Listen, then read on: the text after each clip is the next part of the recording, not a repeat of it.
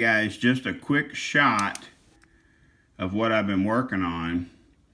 And I can tell you right now, installing the direct drum and getting all the clutches lined up from the intermediates, and now I've been trying to fight with doing my forward drum that also has to fully engage all 5 clutch frictions to fully seat.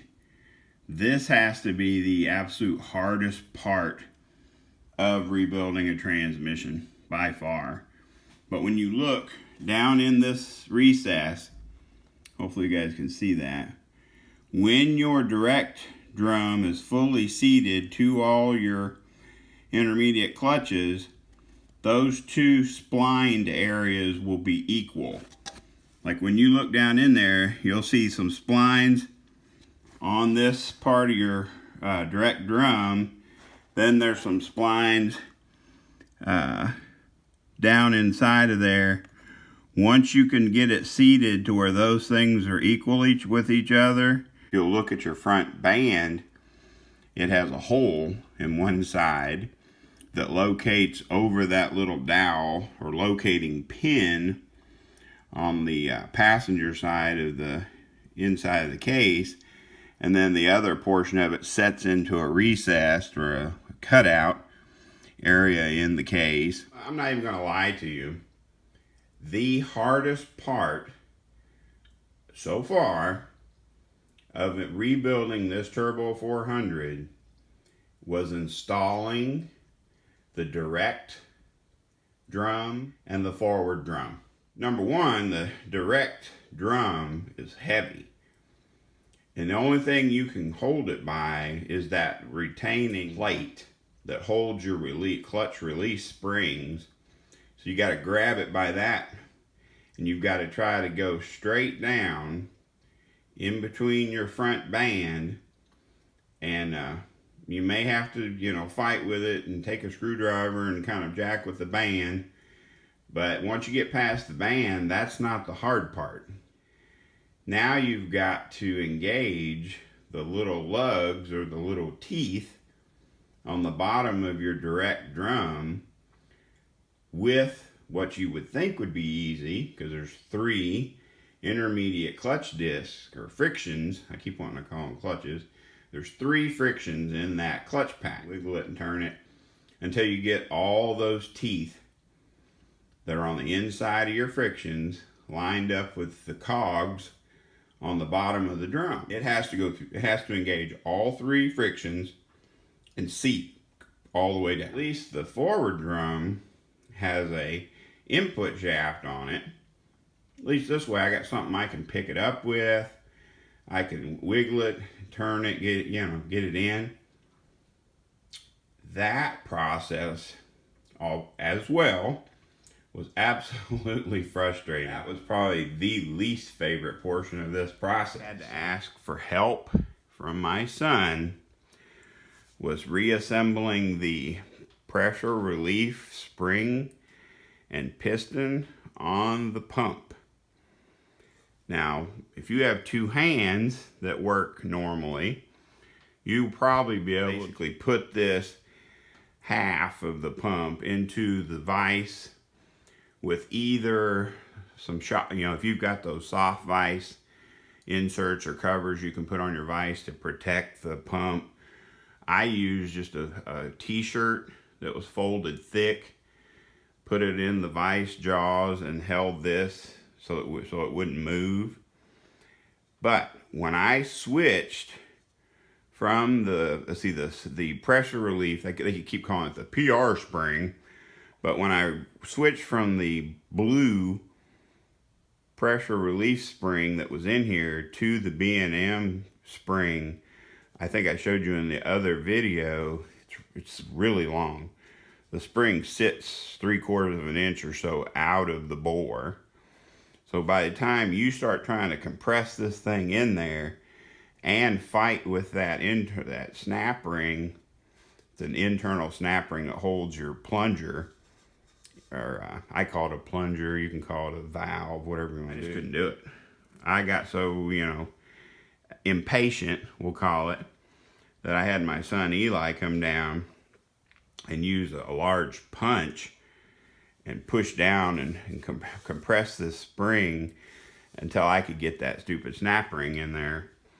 That was the one thing that I actually had to ask someone to help me with. So got your aluminum plug here, what looks like a roll pin that secures it.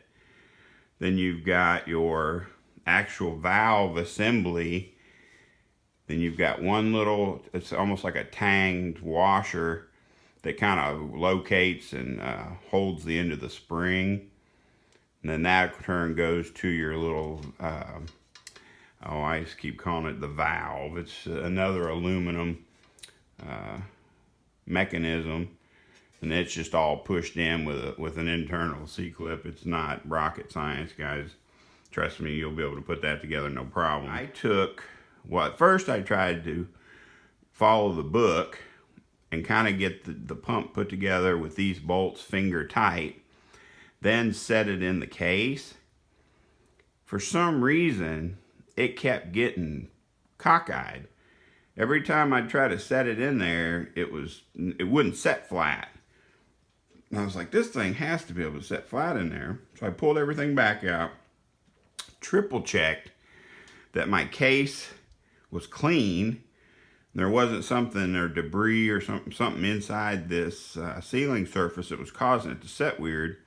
So then here's my hack. This is what worked for me, and it worked perfectly. Take the pump apart. Take the, what in turn is the front side of your pump, set it in the case first, okay? Set right in, no problems, no headaches. Then I take, now keep in mind, your two halves go together one way. So you'll have to visually look at the pump halves and identify which way those two pieces come together. So then you'll set it in and it'll go together, no headaches, no fighting, but you'll set your back half onto the front half. And keep in mind, this is upside down in relation to how it'll run in the actual transmission so that you can get these bolts tight. But you can't just set it down, wiggle, and put it together. That's not how that works. Basically, you will loosely put in all 5 of your bolts, remembering, okay, you got your longest bolt, then you're going to have 2 medium length bolts, then you're going to have the 2 shorter bolts. And if you can't remember that, they have images available online so that you can go back and look exactly which of these holes to use. You got 2 short, 2 medium, and then your longest one. But you will loosely put those in there. Now here's how you get this thing lined up properly. Now, maybe you guys aren't going to have a set of picks like this from Harbor Freight, but just find a punch or something that is about this big. It's the same size as the hole where your bolts will go to mount the pump to the case. So what you'll do is you will go all the way around this thing, crisscross, back, forth, however you want to do it, and you just stick this in and line up every one of these bolts where they're perfect. Every one of them equal, every one of them perfect. And once you have all your bolt holes perfectly aligned, then you go through and slowly torque this thing down. I believe I used 18 foot-pounds. You can use 18 or 20. I don't know for sure. I would do your own research. But I just wanted to make sure I didn't over-torque it. All I did was put a Phillips screwdriver through one of these holes to keep it from turning in the case while I did my torque spec. Anyway, that's where I'm at right now. Working on preparing to install the front pump and the transmission, change out my tail shaft seal, and then we'll move on to all the work that we need to do to get the valve body installed. Hopefully this has been a little bit informative to some of you people. I always appreciate you guys watching the videos, and I hope I can help somebody out, even if it's just a little bit.